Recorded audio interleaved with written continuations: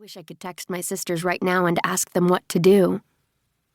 But that requires them actually knowing I'm on a date, which would open me up to the sort of attention I've been trying to avoid.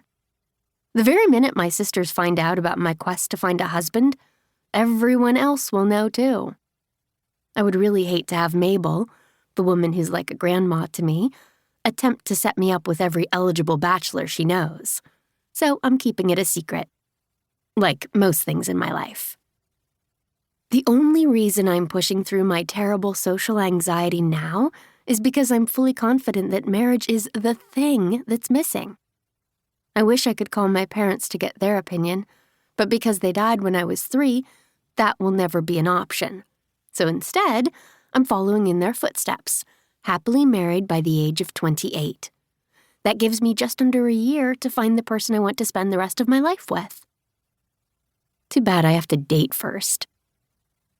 I smile up at John, hoping that's going to lessen his annoyance at wearing my drink. But I'm Annie Walker, shy, socially anxious introvert extraordinaire who senses this man doesn't want to spend another second in my company. And that makes my smile feel like a wobbly grimace. I imagine it resembles a snarl. My nostrils might even be flaring. I can't do this. John clears his throat and tries his own attempt at a casual smile. Admittedly, his is better than mine. So, what's it like owning a flower shop? He sounds bored. I want to unzip my skin and run my bones all the way to Mexico. My heart is racing, and this swanky restaurant is too loud. I don't belong here. My sisters Madison and Emily, however, would love it. Annie? John prompts again when I don't answer right away. Right. Conversation. You can do this, Annie. No need to clam up because the man asked you about a topic you actually like. Flowers. Easy peasy lemon squeezy. I swallow and prepare for my answer. It's fun. John waits a moment and then tips forward slightly, clearly expecting me to say more. Really fun. I tack on to appease his desire for a sentence with a higher word count. I would elaborate, but now the only thing swirling around my brain is the reproductive cycle of flowers, which I find deeply fascinating. But I have a distinct feeling that John is not the type to marvel at life science. So I clamp my mouth shut again.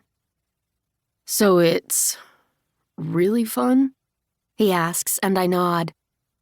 Well, good. He breathes in deeply and then settles back in his chair and looks away. We bathe in uncomfortable silence. This would prompt most people to say something, anything. But not me. I freeze up even more. The weight of carrying on a conversation is too heavy for my shoulders. I am the quiet one in my family. The one with her nose always in a book because she prefers worlds where she doesn't have to interact with other humans. It's so much easier to read about relationships than to foster them. Less dangerous, too. I can't offend anyone written into a book.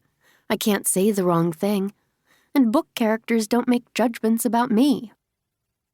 When John pulls out his cell phone and starts scrolling, I realize I have to take a stab at some sort of conversation, or this night is going to be over before it starts.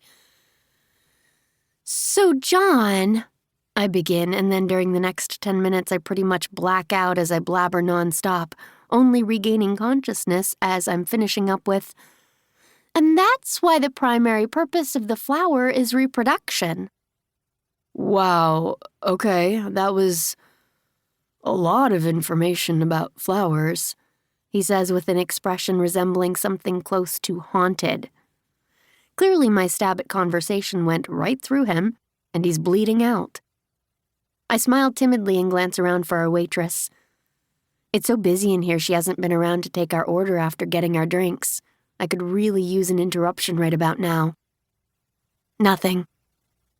So, do you at least have any hobbies?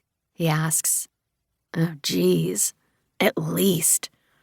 I'm already so far off his dating radar that he's looking for an at least to redeem me in some small way. I clenched the fabric of my dress.